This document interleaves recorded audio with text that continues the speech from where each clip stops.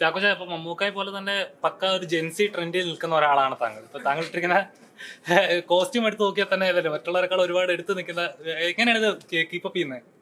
എന്റെ ഭാര്യയാണ് അതിന്റെ കാരണക്കാരി. പിന്നെ മമ്മൂക്കയെ നമ്മളെല്ലാവരും ഫോളോ ചെയ്യുന്ന ഒരു ഏറ്റവും ട്രെൻഡിയസ് എന്താ പറയാ ഒരു മാൻ ആണ്, അല്ലെങ്കിൽ ഒരു ചാപ്പ് എന്ന് പറയുമ്പോൾ കൊടുക്കും. അതായത് പുള്ളിയാണ് ഏറ്റവും coolest Guy in town now.